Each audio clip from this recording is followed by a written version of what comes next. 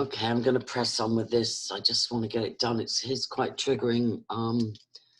I come from a intergenerational abuse family, and I have lost a sister 5 years ago on May Day in very suspicious circumstances. So it's tough to read, but I'm going to continue with it. And I don't mean to sound like a martyr. I'm very grateful for this to have been forwarded to me. And please share it, people. So continuing with Daniel Ryder's book, Cover Up of the Century, Satanic Ritual, Crime and World Conspiracy. There's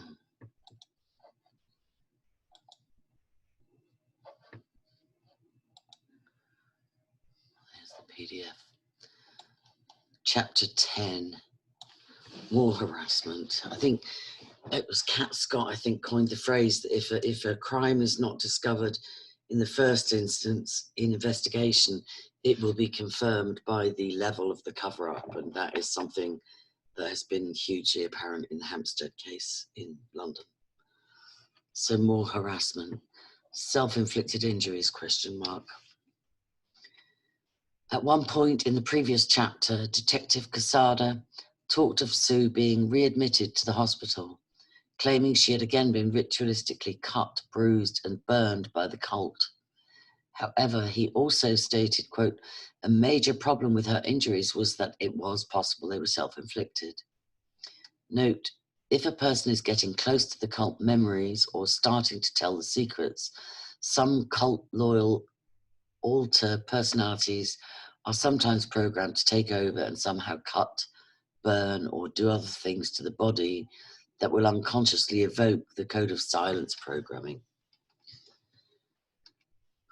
However, given a lot of circumstances of the Akron case, it's quite possible the cult was indeed trying to intimidate Sue, as another cult was apparently trying to do with a woman in Texas recently. Quote unquote traitor. In Breaking the Cycle of Satanic Ritual Abuse,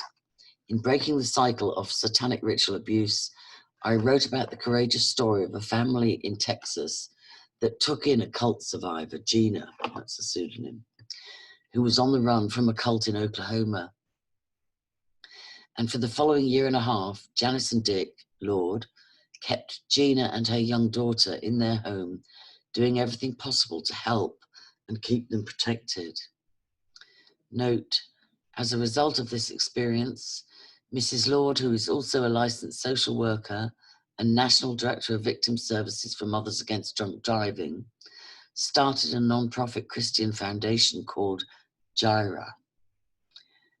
The organization is attempting to set up a national network of, quote, transitional living care homes for people breaking away from cults.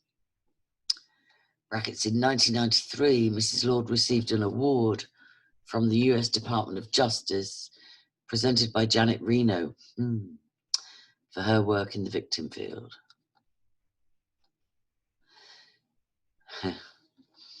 In January of 1993, several years after Gina had broken away from the cult, she reports being grabbed while walking to a friend's apartment complex by several Oklahoma satanic cult members. She said she was shoved in a van, blindfolded, and driven to her daughter's elementary school. Quote, they did this to let me know they knew where my daughter was, said Gina. Brackets, Gina said she had been raised in a cult complex similar to the one in California. She also had been married to the cult's high priest.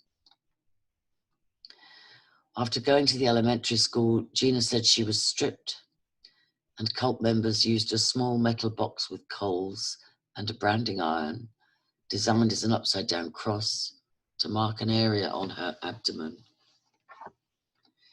While they were doing this, they were saying things like, you're a traitor, you left your group, you deserve this, said Gina. Then they continued the torture by pushing 2 nails up into her vagina, she said. Nicole David was an Arlington, Texas police officer who had been involved with the case for 3 years. After the abduction incident, she talked with doctors who had worked with Gina and was shown x-rays that showed where the nails had been embedded. David said they had been inserted in the vagina so far up into the cervix that the doctor said definitely that it had to have been done by someone other than Gina, in his opinion. This hadn't been the first alleged assault either. During an earlier one, Gina said she had also been branded on the abdomen with another upside-down broken cross, sometimes used to label a traitor. Likewise, letters and tape-recorded alleged cult threats had been filed as evidence. In addition, a plastic bag with body parts was left in the Lord's mailbox one day, as they surmise another cult threat. Davis said the body parts were sent to a lab and determined to be animal parts. Being followed, ? In Breaking the Circle 2, which is in progress, I write about a woman from Northern California who's been speaking out in public about her own ritual abuse and has been actively working to establish a ritual abuse task force in the school system she teaches in. Since she's been speaking out, she believes Satanists in the area are harassing her to keep quiet. She's kept a written record as the events have unfolded, and the following are some excerpts from her journaling. Quote, in April, prior to my presentation to the school district, I was receiving harassing phone calls with some frequency. I now believe they, the cult, were attempting to access one of my alter personalities. Note, Cindy is in therapy, and in one session, an alter personality revealed the messages seemed intended to trigger and manipulate her. And on another level, Cindy also believes the calls were being used merely to scare her into not talking. July 22nd. Yesterday I went to the dentist for an appointment at 9:40 a.m. The only people who knew I had an appointment were my children, the dentist's office, and a friend. Brackets, I suspect my telephone may be bugged. At approximately 10:45, I was leaving the dentist's office when I saw a woman sitting in the waiting room.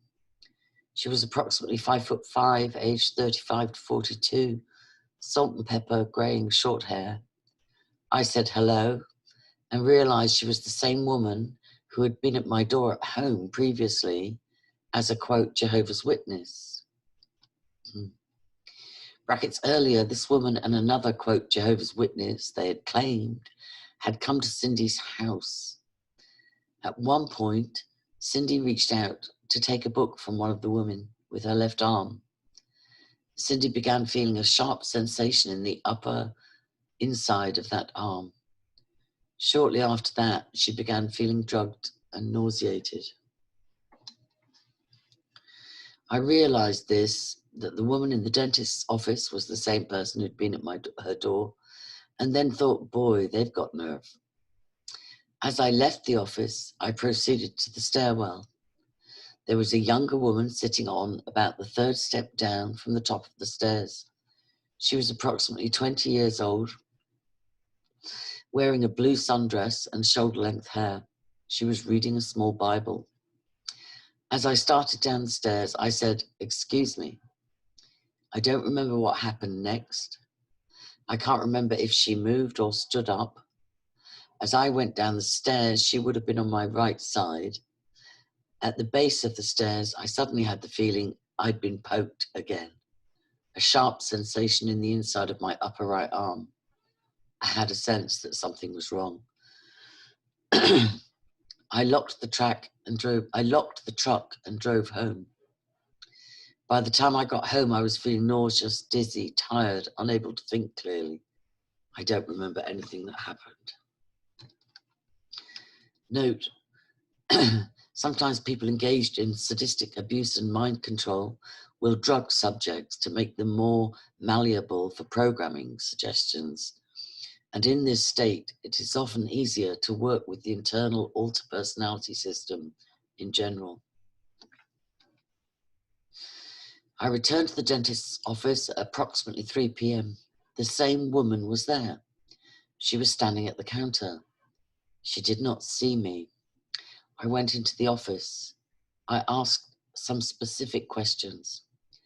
I was informed the woman was a Jehovah's Witness and had, quote, all of a sudden shown up in the office to have her teeth cleaned. She had not called for an appointment prior to her showing up in the office.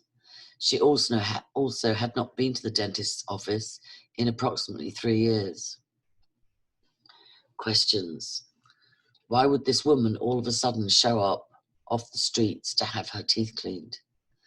Is it just a coincidence that she's the same woman who happened to be at my door when I felt as if I'd been drugged before? Is it possible she followed me to the dentist's office? Individuals may choose to believe that I am paranoid. However, I don't believe I've ever been so clear. There is an evil in our midst. It may take serious turns, perhaps even my death. I'm so sorry. Hello?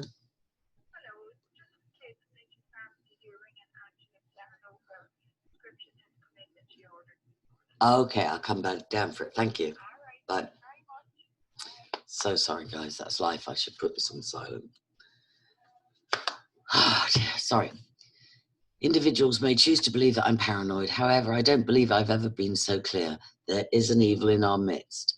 It may take serious turns, perhaps even my death, says the author, to cause people to see this ugly slime. But I will hold on to my truth. I am not crazy. Harassment is happening. The intent, I believe, is to frighten me into silence. I will not be silenced. Good is more powerful than evil. Quote, I relate all this because survivors speaking out have to be aware of the cult's tactics, said Cindy during a follow-up interview. And again, it's not just ritual abuse survivors that seem to be experiencing the harassment. Poisoned. It seems some therapists and ritual abuse survivors have been the target of highly covert, systematic poisoning. This phenomenon started to surface in late 1991 for Catherine Gould, a licensed clinical psychologist in Encino, California, specializing in the diagnosis and treatment of child and adult victims of ritual abuse. She had conducted training throughout the United States and Canada and has authored a number of papers on the subject. In late 1991, Gould had a therapist come to her for consultation on a ritual abuse case. During the consult, the therapist shared she was getting sick a lot of late. Blurred vision, swollen lymph nodes, physical weakness, decreased coordination. Oddly, every time she would get sick like this, her dog would also get sick.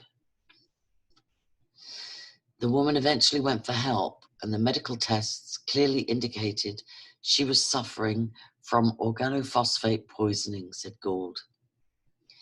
Gould is involved with a consultation support group of some 30 therapists in the LA area working with ritual abuse survivors.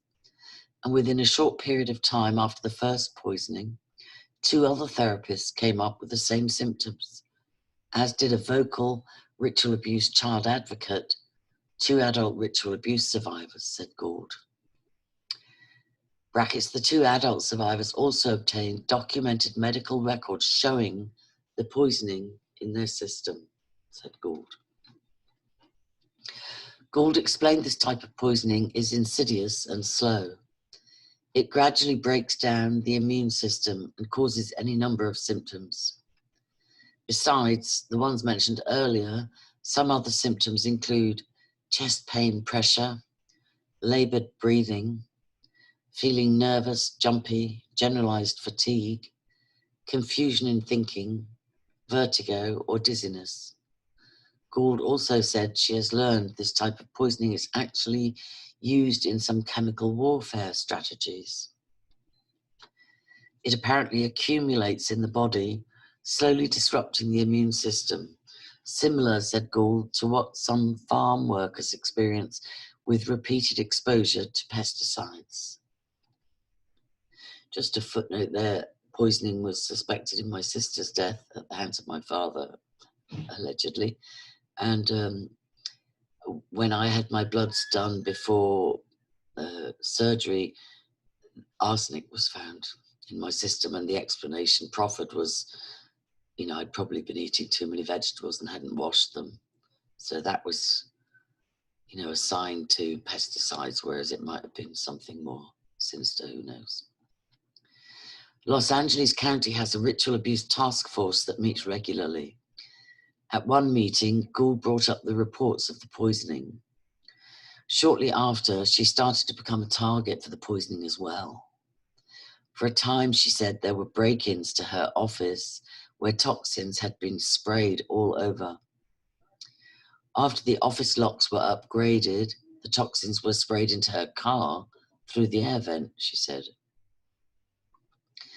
This then started happening with most of the 30 therapists in the LA Ritual Abuse Consultation Support Group. Many of them, said Gould, also started to come down with organophosphate poisoning symptoms. Gould said she was surprised that after the poisoning tactic was made public, the cult, instead of backing off, had stepped up this form of harassment. She said she surmised it was the cult's intention to break up the therapist consultation group and get the therapists to back off in general from working with ritual abuse survivors. Note, the network of therapists had become quite cohesive, and they were doing some extremely advanced work that was being used as a model in other places. However, only one therapist in the group backed off from working with ritual abuse survivors after the poisoning was talked about publicly. Gould said the group consulted with a number of people in various medical professions and were able to come up with a natural herbal candle oil blend that, when burned, neutralized the toxins. Ehan Gould initially started to talk about the poisoning. She was put under investigation by the Medical Board of California in conjunction with the California Board of Psychology. When Gould initially started to talk about the poisoning, she was put under investigation by the Medical Board of California in conjunction with the California Board of Psychology. Undaunted, she continued to speak out. And what's more, she started calling round to other regions to see if this tactic was being used. She contacted a colleague in Canada who said, amazingly, the same thing had been happening there. Gould said this person said there were at least 7 therapists and survivors that were reporting similar symptoms.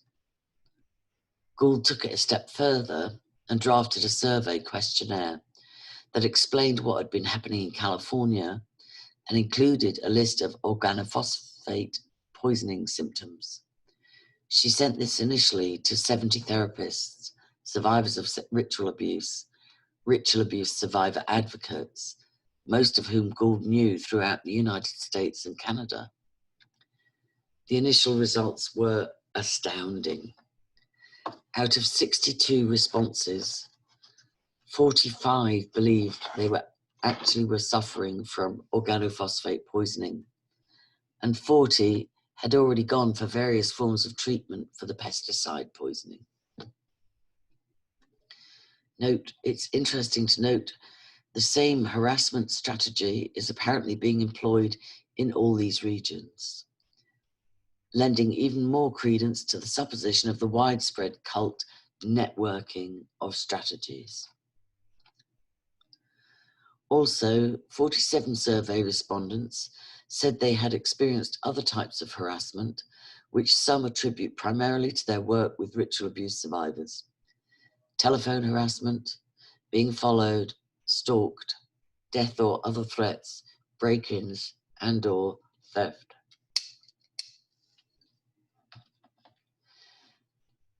Gould was asked if she thought about backing off from her ritual abuse work when it started becoming apparent what was happening with the poisoning. Quote, When I found out they were poisoning me, I became enraged, said Gould, who also said she had no intention of backing down. Quote, the violation of me made me absolutely determined to fight back.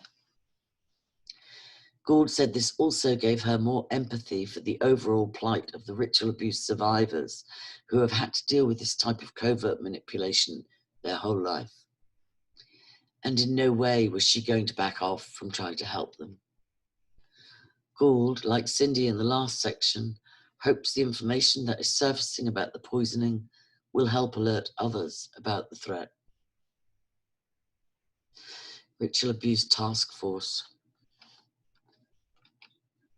In 1998, therapist Myra Riddell spearheaded a movement to establish a ritual abuse task force in the LA area under the umbrella of the Los Angeles County Commission for Women.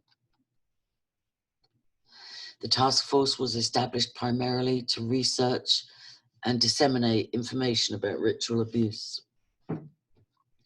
The task force has also developed ritual abuse education and training programs for mental health workers, teachers, attorneys, and law enforcement officials. The membership includes ritual abuse survivors, therapists, attorneys, police officers, teachers, clergy, parents of survivors.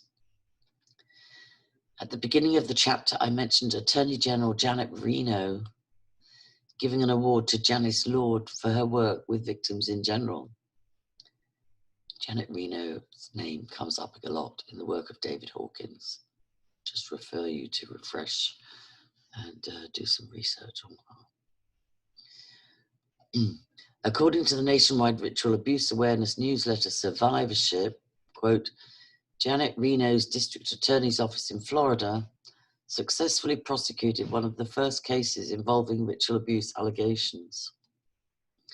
Her current special assistant, John Hogan, was the successful prosecutor in the case, which is described in detail in the book Unspeakable Acts.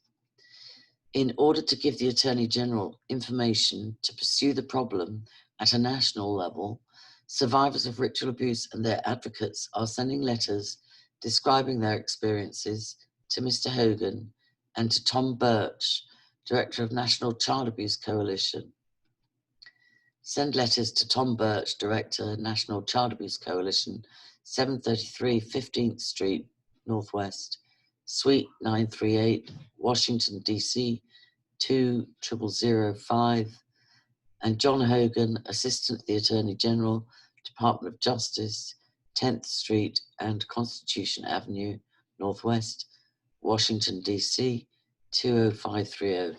Obviously, this book is probably 20 years old, maybe 15, but so those addresses might not be current. And I would also say that many survivors' experiences that anybody that offers to collate and centralize information has to be carefully researched in case they are a gatekeeper to just identify who is speaking out. Right, I'll do one more chapter in this. Chapter 11, More Evidence. Michigan case.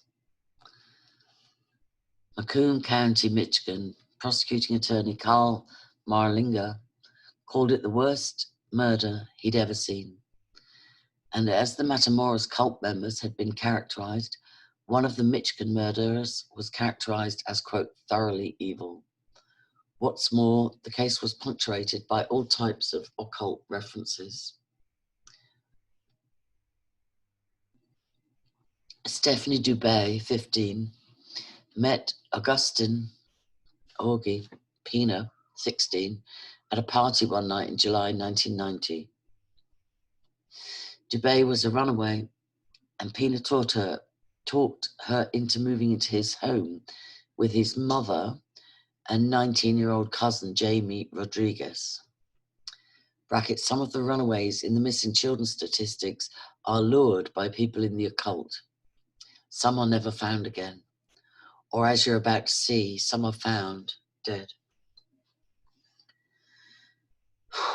On the exterior, the home looked like any one of a number of homes in the quiet, middle-class suburb of Warren, Michigan. However, there were problems. Marlinger said Augie's brother would be gone weeks at a time, sometimes turning tricks as a prostitute. No, Augie's mother, I beg your pardon, not brother, mother. When she was home, she would also sleep with the 19-year-old Rodriguez, quote, in exchange for rent, said Marlinger. The mother was gone this particular time. And Stephanie had been in the home a week and a half when one morning, said Marlinger, Rodriguez and Augie apparently decided to kill Stephanie. Marlinger said there had been reports Rodriguez had told Augie he'd killed a person before as part of a devil worship sacrifice. This allegedly took place in the woods in the northern part of Michigan's Lower Peninsula, said Marlinger, although this was never proven. Part of Marlinger's argument was that Augie had become fascinated with Rodriguez's talk of Satanism and black magic, which would precipitate what happened next. What the prosecutor presented to the jury was that Augie and Rodriguez laid newspaper down all over the floor and set a stool in the middle. They woke Stephanie and sat her on the stool. Marlinger said Rodriguez then put his hands on the young girl's shoulders and told her to think of something pleasant, like a scene out in the woods. Just then, Marlinger argued, Augie stepped up and stabbed Stephanie in the back. She let out a scream and flew into Rodriguez's arms. Marlinger said Augie allegedly stabbed her 10 more times. They then reportedly dismembered her, cut off her head, and skinned the skull. Augie cut off one of her fingers to keep as a, quote, charm, said Marlinger.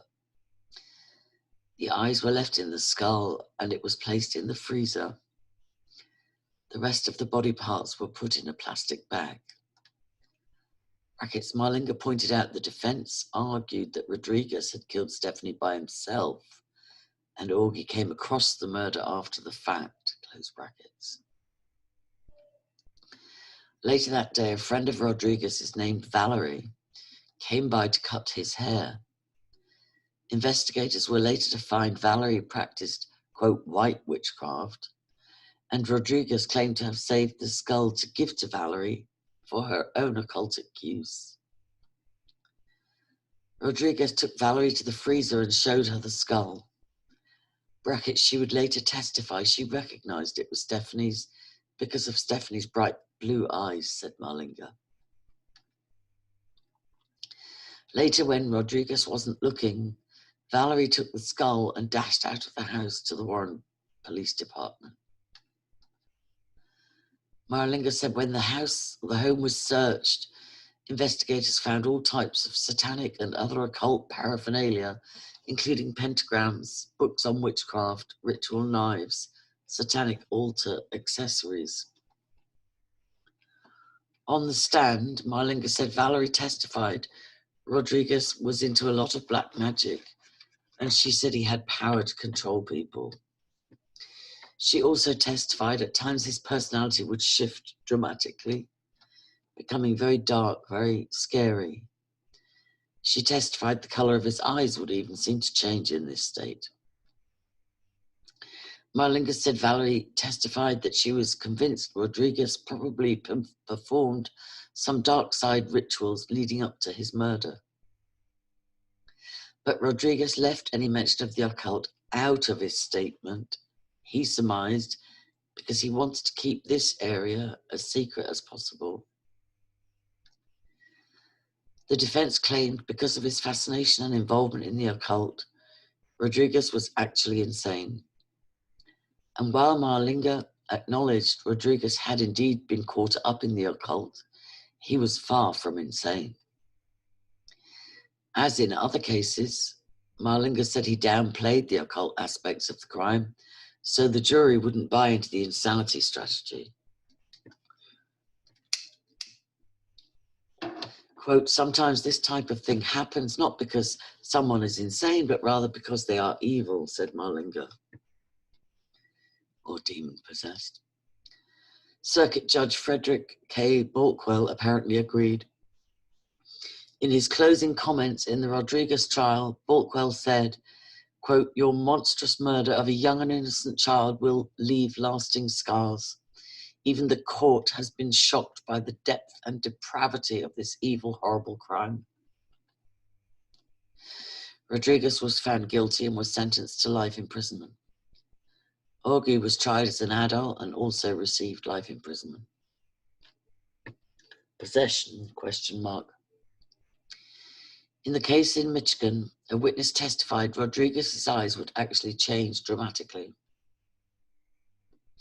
The young girls in Johnstown, Pennsylvania told police they were petrified of their father because they thought he had, quote, superhuman power. I was called in to consult on a case in Dallas, Texas. Newspapers reported 29-year-old Myra Abbasi's eyes were literally gouged out, possibly by her sisters, because they believed she was possessed by demonic spirits. Newspaper accounts also indicated the sisters might have panicked when seeing whatever it was manifest in Myra's eyes that day. The Bible refers to the eyes as the windows of the soul. One of the consistent behavior, quote, oddities for some children exposed to ritual abuse is they will often gouge at eyes in magazine pictures and so on with scissors, knives. What have they perhaps seen in their perpetrator's eyes? Are they frantically trying to tell us something they don't even know how to or can't verbalize? Note, one of the reported components in satanic ceremonies is cult members will call on demons to enter them for more wisdom, more power. Authors M. Scott Peck, MD, Malachi Martin, and many others believe the phenomenon of demonic possession. All this does certainly beg the questions. How much of the cult workings, if any, are demonically driven? And if demons are involved, does this mean there is heightened intelligence that would add to the sophistication? Note, based on my research, says the author, I personally believe it's a key component. So do I. So do I. Absolutely. Establishing a task force. In the summer of 1994, Patricia Tomley spearheaded the formation of a multidisciplinary task force in Michigan to lobby for legislation against ritual abuse. Thornley assembled a team of professionals that included therapists, researchers, doctors, law enforcement officers, pastors, attorneys, members of advocacy groups, and parents of ritual abuse survivors. Quote, you want to find people willing to roll up their sleeves and do the work, said Tomley. The team then prepared a formal package for legislators that included a definition of ritual abuse, statistics, and educational material. Quote, they, legislators, need to be shown what's going on in their state, said Tomley. Besides the Stephanie Dubé case, the task force cites a Niles, Michigan case, for instance, where 172 children from the Small World preschool came forward claiming sexual and ritual abuse. Small World co-owner Alan Bachman was convicted on one of the charges and was sentenced to 50 years in prison, said Tomley. Nationwide. On a 1994-95 investigative swing throughout the South, Midwest, and East Coast, I came across story after story of satanic activity. Oklahoma.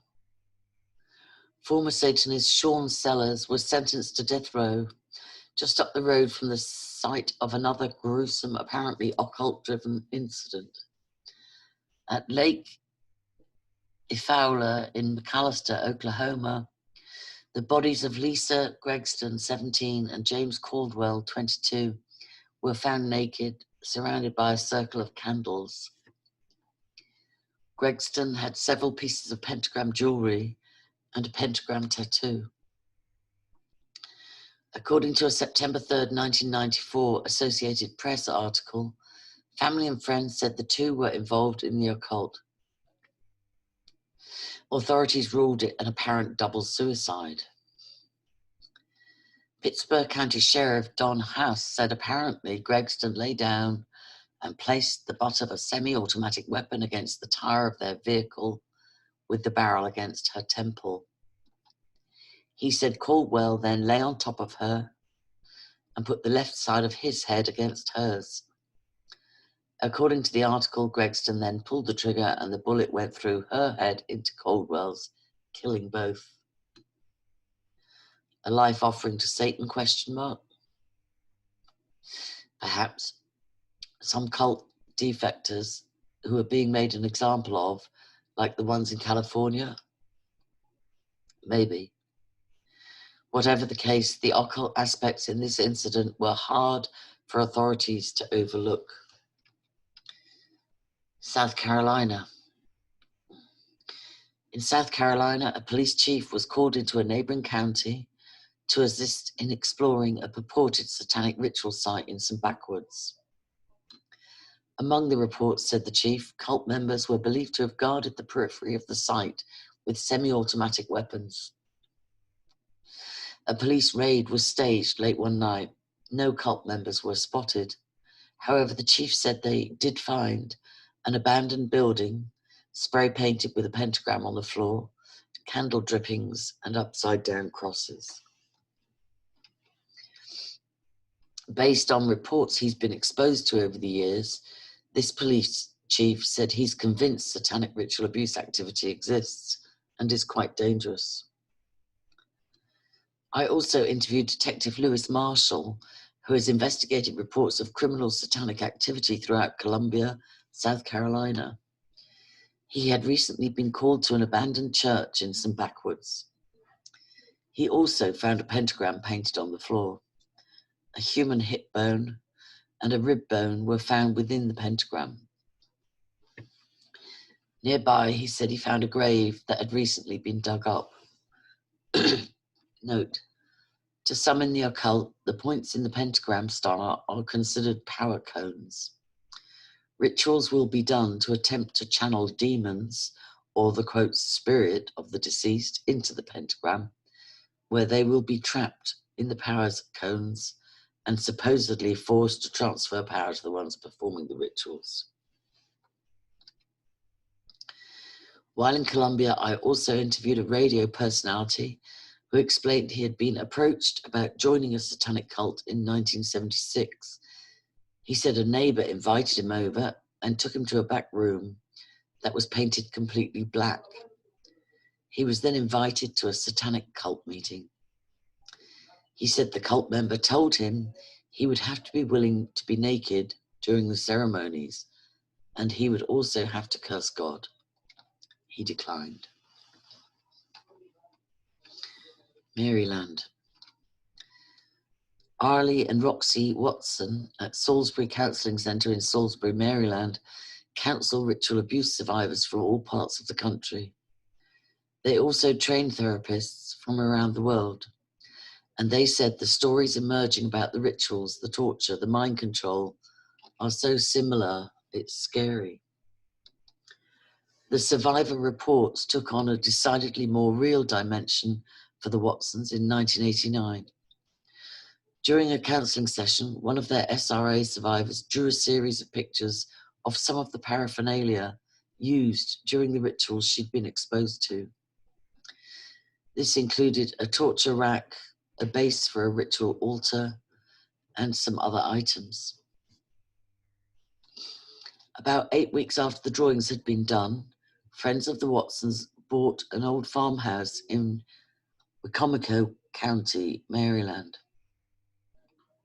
While going through the house, they found a small metal casket-like box with air holes a torture rack just like the survivor had drawn, and similar to the one Detective Casada had found in the backwoods of southern Ohio, and a set of wooden legs that also looked exactly the same as the satanic altar legs the survivor had drawn.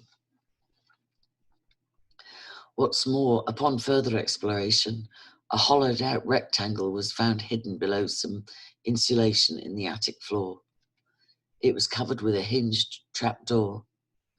The small metal casket-like box fit perfectly. Quote, satanic baptisms are sometimes staged during the ceremonies. A child, for instance, will be put in a coffin, buried with an air tube,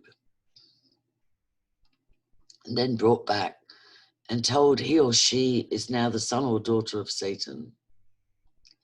If the ceremony is being held in an attic, a burial in the rafters would serve the same purpose. Note, on September 18th, 1992, Illinois Governor Jim Edgar signed Public Act 87-1167, allowing for the definition, investigation, and prosecution of ritual crimes against children. Item 6 of this bill states a person is guilty of ritualized abuse when they, quote, place a living child into a coffin or open grave containing a human corpse or remains. I'll just say my grandfather, Tom Power, originally of Waterford and married and living in Dungarvan, County Waterford, kept a coffin in their 2-bedroom cottage. And when we would visit on summer holiday trips back to Ireland and would ask, why is there a coffin? Or my aunties would tell stories about growing up with the coffin in the house, standing upwards, standing against a wall. Some silly story was given about a local bachelor was terrified of a pauper's burial and asked them to mind a coffin for him. It amazes me that my father, the eldest son, is 95 this year, and his father seemed to carry out these same documented and multi-practiced rituals. On September 18th, 1992, so I read that. A while after finding these items, another ritual abuse survivor told the Watsons of an isolated cemetery in Pittsville, Maryland, where she said she had been exposed to a number of rituals. The Watsons went to the site, nothing, neatly cut grass, graves, intact gravestones. They went back a week later, 6 graves had been dug up. Fresh, overturned dirt marked the rectangular spots. Summer solstice, a satanic high holy day, had fallen in between the 7 days, said Ali.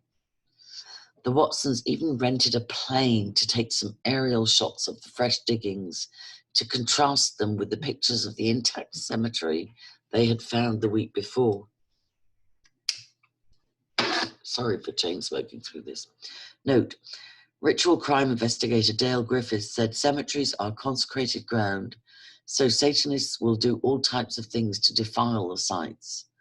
Also, besides the satanic baptisms, the use of body parts is also necessary for some of the rituals. And these days they mostly access those body parts, well, hugely access them from abortion clinics.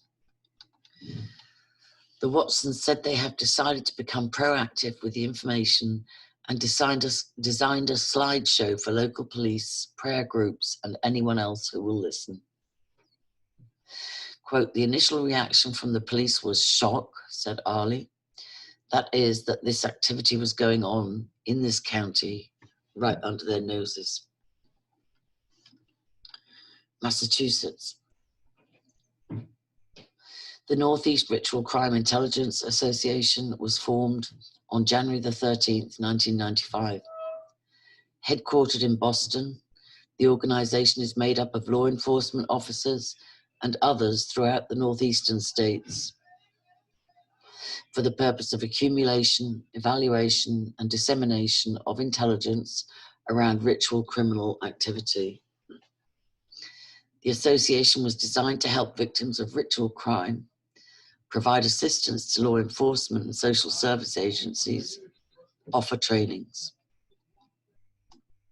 Texas. A 17-year-old girl disappeared on a rainy night in 1992 in the small town of Gilmer, Texas. Population 4,500. Eventually, 8 people were charged with killing the girl as part of a satanic ritual. Her body was never found. 2 adults had come forward saying they had witnessed the murder as part of a cult ceremony, then recanted. Brackets, there were also multiple allegations of a group of Gilmer neighbours perpetrating sexual and ritual abuse on children. The indictments were eventually dismissed, however, after the Texas Attorney General's office took over the case. Some citizens were outraged with the dismissal and formed a Justice for Kelly Wilson committee. In not letting the issue rest, they started their own investigation, putting together, quote, fact sheets, news releases, and so on. They approached legislators, the news media, friends, neighbours. On Sunday afternoon, August 21st, 1994, they drew some 300 people and all kinds of media to the Gilmer Courthouse lawn for a rally that included talks by advocates, authors, a therapist who works with SRA survivors. The rally received so much attention, the organisers began talking of planning a state house rally in Austin. Canada. Meanwhile, a similar neighbourhood saga was unfolding in Prescott, Ontario, population 4,200.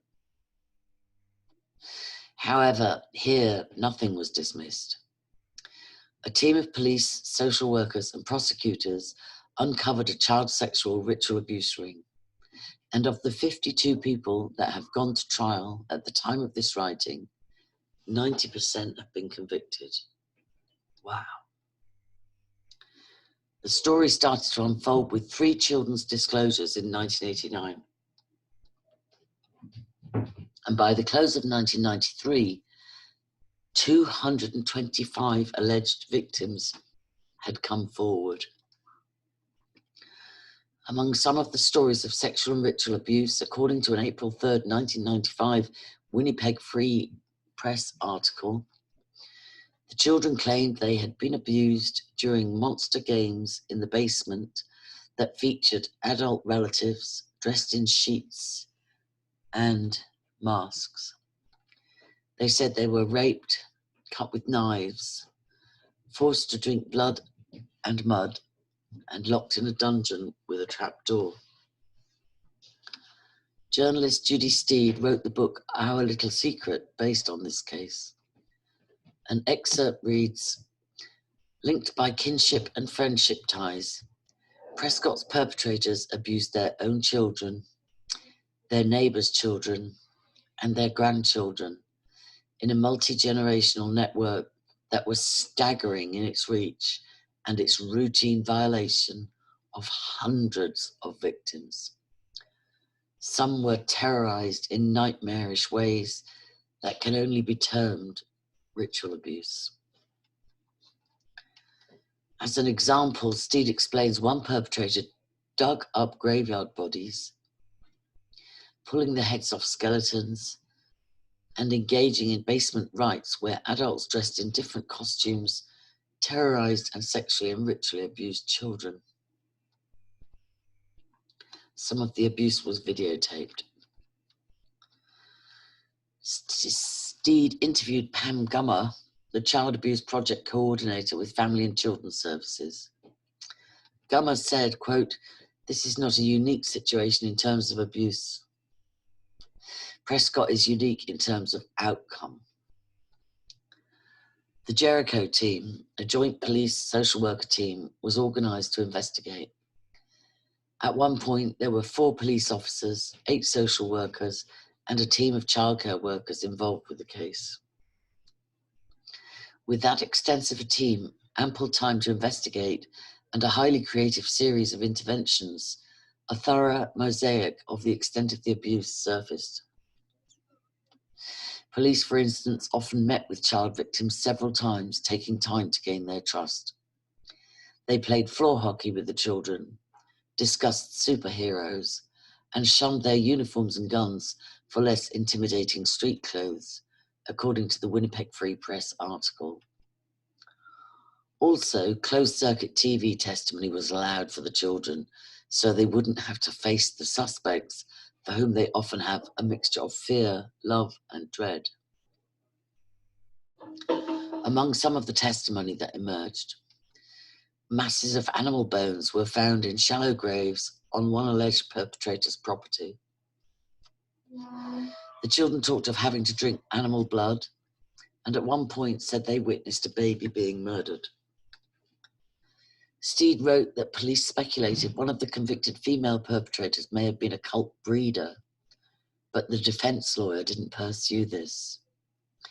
Brackets, the body of the alleged baby victim has yet to be found.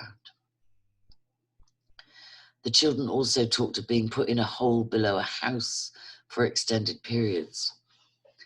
Police found a trap door under the floor of one of the houses with a 6-foot deep hole beneath it, littered with scraps of food.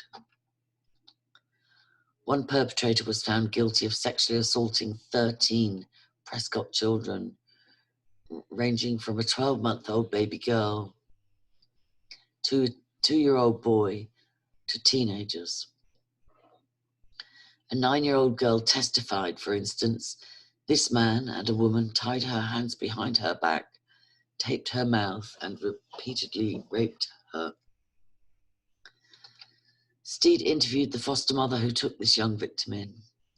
She said the girl was extremely polite and acquiescent. However, quote, without a self underneath, there was nobody there, she said. It was as if we looked inside her soul and nothing was alive. According to the book, several years after being in quality therapy, in a loving home environment, and so on, this young girl was able to have friends with girls her own age for the first time, has developed some confidence, and is learning what it's like to simply be a young girl. More United States cases. 2 teenage babysitters at the First Presbyterian Church in Mansfield, Ohio, were convicted of sexually abusing children while the victims' parents attended church services. Lawrence Road, 19, was convicted in 1992 on 7 counts of gross sexual imposition and sentenced to 14 years in prison. Scott Butler, 17, pled guilty to 5 counts of rape and received a 5 to 10-year prison sentence. According to a November 29, 1992 Cleveland Plain Dealer newspaper story, as many as 50 children described being sexually abused and taken from the church to wooded areas where they were forced to participate in child pornography, infanticide, and mutilation of corpses. Victims' parents demanded that charges be filed against adult church members who allegedly were involved, but only Rode and Butler were indicted. Ed Gallup Jr., Mary Lou Gallup, and their son Ed Chip Gallup Jr., who together ran 3 Gallup Christian daycare centers in Roseburg, Oregon, were accused by over 100 children of sexual molestation and ritual abuse. Children described animal killings, pornography, and sexual abuse performed by adults wearing robes. Ed Gallup Jr. was convicted on 3 charges of child sexual abuse involving 2 children. Ed Gallup Sr., a Nazarene minister, was convicted on the testimony of a 5-year-old girl. In November 1989, Mary Lou Gallup's conviction was reversed because of a discovery violation. Ed Gallup Sr. and Ed Gallup Jr. are serving life sentences. Anybody has an update on that, let me know.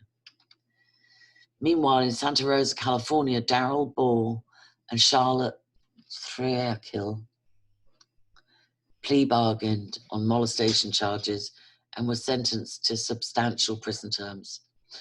The prosecutor's opening statement referred to the ritual aspect of the crimes, and child victims described satanic ceremonies, which included ritual murders. Note, the last 3 items were taken from the summer 1994 Believe the Children newsletter article, quote, A Decade of Disclosures, Ritual Child Abuse in the United States.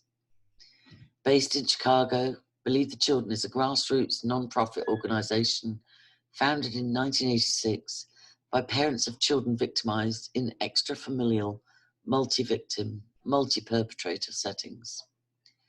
They represent parents and professionals throughout the world addressing the sexual and ritual exploitation of children. More burning.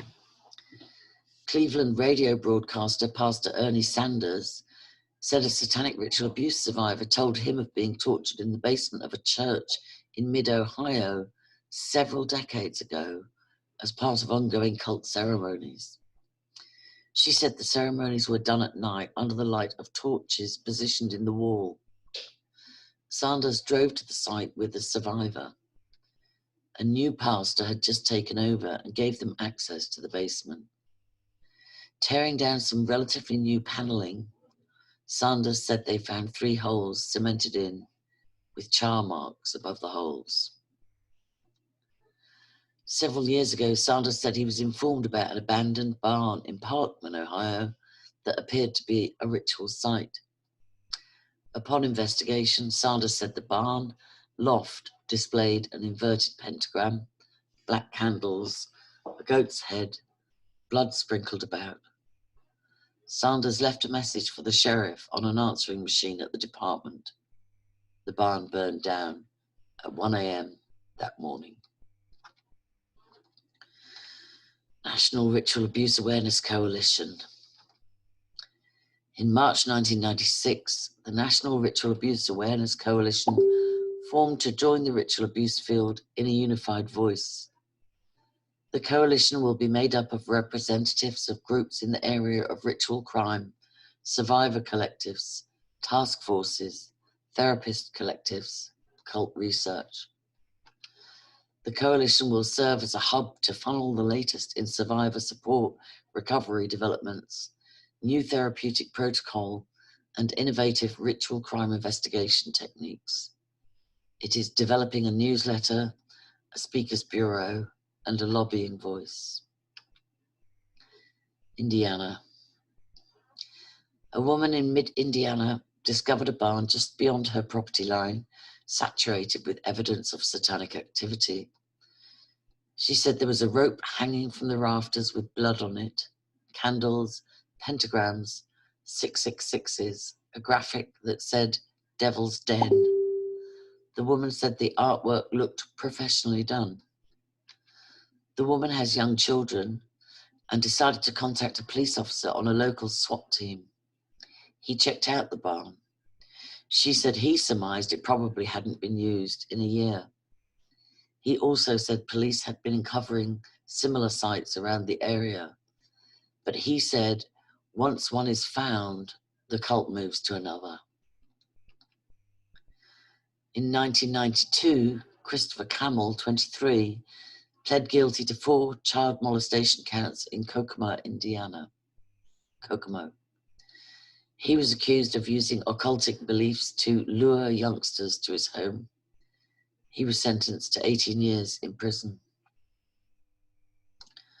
On March 3rd, 1994, Liberty Baptist Church in Tipton County, Indiana, burned to the ground. Satanic graffiti was spray painted over one of the brick walls left standing. 8 churches burned in Indiana in 1994. Brackets again, satanic agenda includes desecrating things affiliated with Christianity. CARE Inc., a nationwide non-profit Christian advocacy group, was started in Kokomo, Indiana in 1993. Kokomo, maybe. It has a network of contacts and resources in some 20 states to help SRA survivors. CARE also provides safe housing for survivors on ritual nights in 2 states and provides information for others interested in setting up safe housing nights. It has sponsored statewide community open forums in the Midwest on the reality of SRA, and has also developed a multi-dimensional training for churches wanting to provide care teams to help ritual abuse survivors with the healing process. Their recently released book, Caregiving, The Cornerstone of Healing, details this model. Besides the work CARE has done in the United States, they've also branched out internationally. At the time of this writing, they had taken on the plight of a woman trying to find a safe haven and recovery from satanic ritual abuse in England. More from around the world. Actually, in England, they are starting to see ritual abuse as a serious problem as well. A comprehensive book titled Treating Survivors of Satanist Abuse was released in London in 1994. Some 38 contributors from the areas of psychology, mental health management, media, victims and advocates write extensively about the emerging phenomenon of satanic ritual abuse in that country.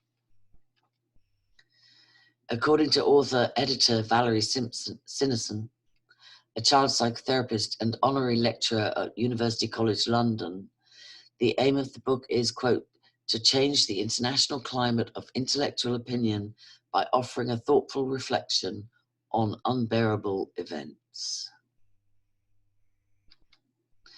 According to a newspaper article out of Australia, Sydney, children are being subjected to ritualistic torture by Satanists, sometimes in churches and childcare centres, according to an official government report. The New South Wales Sexual Assault Committee said it had heard evidence of children being beaten, cut, locked in cages or cupboards, given electric shocks, submerged in water, or deprived of food and sleep. Sometimes they were subjected to psychological abuse involving mind control techniques. Data from this survey was published in Australia's Medical Observer magazine, and the newspaper article went on to say, although the ritualistic abuse it describes has often been reported with skepticism in Australia, the committee is the first to acknowledge it as a genuine and serious problem.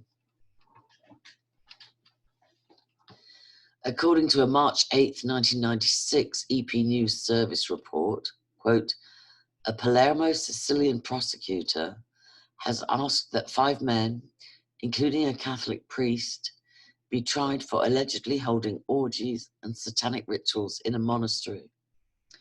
Mario Amato said the men are suspected of violating various laws, including obscenity and desecration of tombs. The Italian news reports say the group practiced black masses inside a church. Also, I just interviewed a therapist from Johannesburg, South Africa. She requested anonymity for safety reasons. The therapist said she has worked with 8 ritual abuse survivors since 1989, and the ritual abuse stories, survivor symptoms, and so on correlate with some of the other ritual abuse cases she's heard reported in other parts of the world. She said she has also been to SRA recovery trainings in the United States, Germany, and the Netherlands. And I'll leave it there for today.